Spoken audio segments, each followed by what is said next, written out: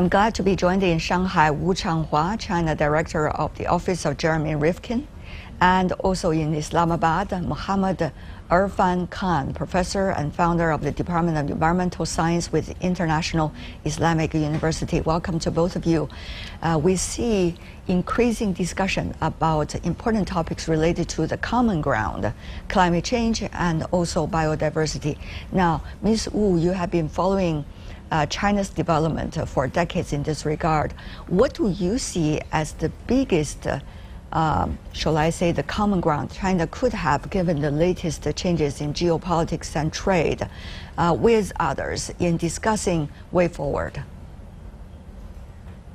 Thank you for having me on the program again. And I think the common grounds or the interconnectivity of climate change, biodiversity, as well as land degradation or desertification are pretty much, they're connected with each other.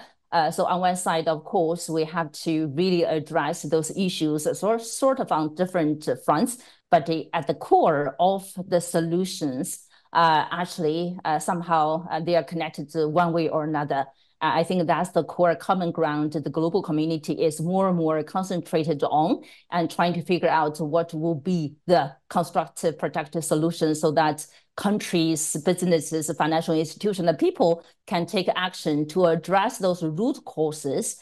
In many, many ways, there are co-benefits in that process, but in the meantime, there are trade-offs that we need to figure out how to balance that as well. Now, put the urgently needed global clean energy transition, particularly in terms of mitigating climate change, and we are now stuck in the geopolitical rivalry or security debate, which is really, really unfortunate. I think all the data started to show on one side, it's very promising to see China's contribution in terms of really help accelerating the urgently needed global clean energy transition. But in the meantime, we started to realize actually the trade conflicts, the new barriers actually put together by developed countries in terms of, against China's competitiveness has dramatically slowed the progress, which is really unfortunate. So in order to getting back to address the root causes, to find solutions to fight climate change, to combat desertification, as well as, protect, conserve biodiversity, we do need to work together collectively and put aside the geopolitical rivalry and really trying to find solutions, enhance the common ground in terms of finding solutions to build a sustainable future. Right. Professor Khan, of course, 1.2 billion people in the world, they are very dependent on some of the things that our earlier speaker have just mentioned, biodiversity, climate, as well as our ways of dealing with desertification. Now, from your perspective, how to link these important factors together so that the world can be more concerted in our efforts? In fact, technically and scientifically speaking, the biodiversity and climate change, they are intrinsically linked. Wherever there is a change in the climate, there is a change in the habitat. And the biodiversity we deal at three levels. Level one we call alpha, which is the genetic diversity among the living organisms at the gene level. And second is the species level. And third is the habitat level.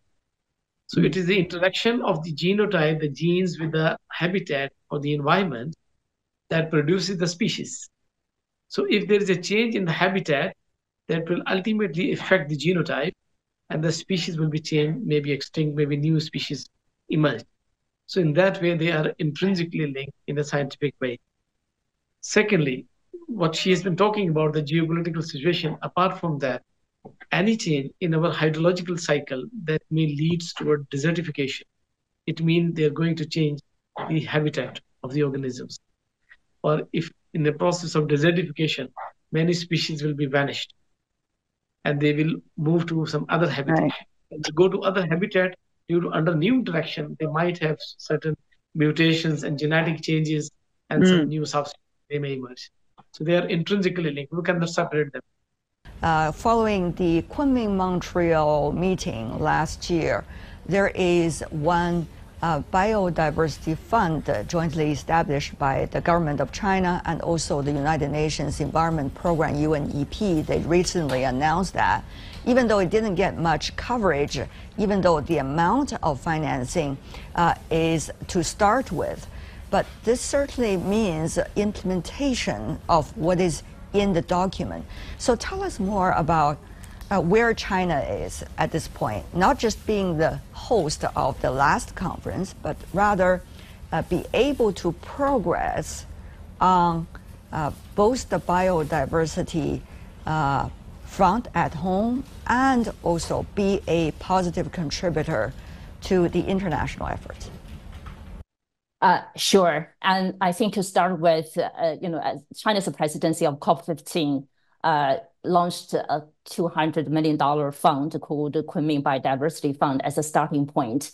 On one side, to demonstrate China's dedication, commitment, as well as leadership as the world's largest developing country, to really work, dedicating to supporting other developing countries to work together to address the root causes of barriers, actually, that's sort of damaging to the biodiversity.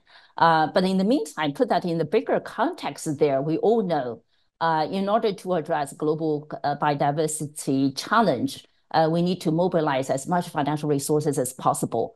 And we do need to create finance vehicles like the Kunming Biodiversity Fund, and we need more. We need more others to chip in, as well as maybe other funds actually to put together. But in the meantime, to mobilize more financial resources, input, maybe from broader community philanthropy there as well. Now, coming down to the national level, China has been making its steady efforts to protect biodiversity, as well as really delivering the commitments laid out in the Kunming Montreal Global Biodiversity Framework. But in the meantime, China, has been and will continue to be joining global forces to call more support, collaborative efforts in order to address global barriers, global hurdles, in order to advance global biodiversity agenda. Because at the end of the day, the planet is a system. We call the Earth system. Right.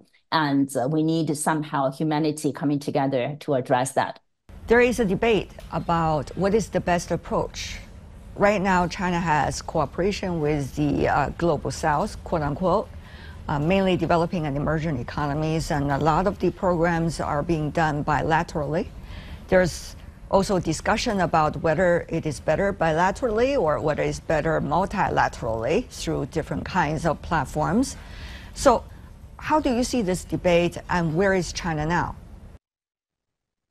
Well, I think we need all of them. At the end of the day, we do need to define the common ground, the key indicators. We have to make sure all the efforts, collaborations, partnerships actually will be able to deliver commonly shared goals, targets, so that we really deliver the global biodiversity, targets agenda there. The issue of climate change will be very much discussed in the upcoming Baku conference.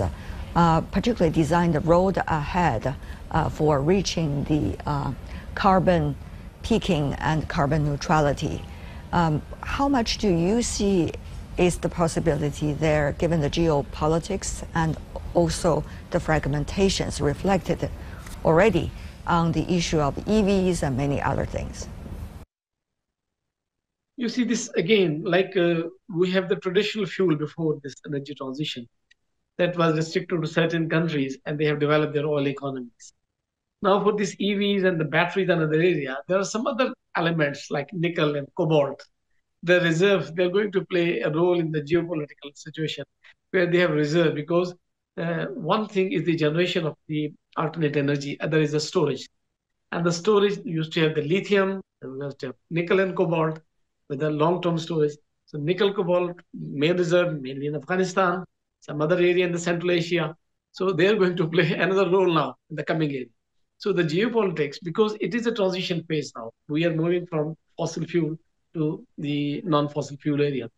And in the non-fossil fuel, there are multiple kinds of alternative sources of energy. Solar, then we have hydro, then we have wind, and then EV vehicles and storage devices. So there are multiple businesses that are involved in this.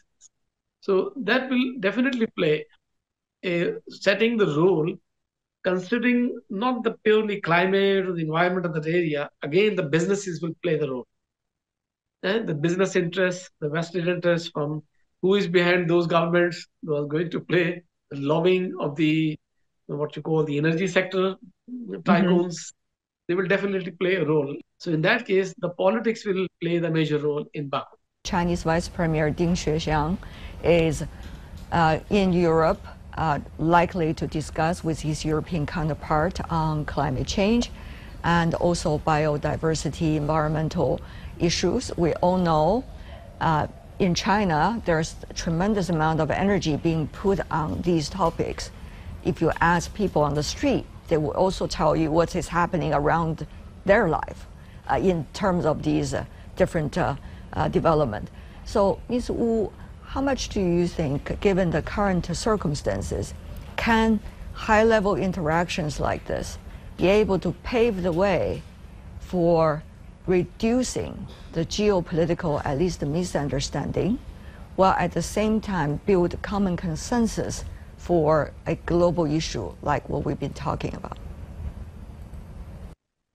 You see, the rhetorics is always play a role in such kind of meetings. But this is, I think, that era, and we have come out of this traditional war and the Cold War and the other area.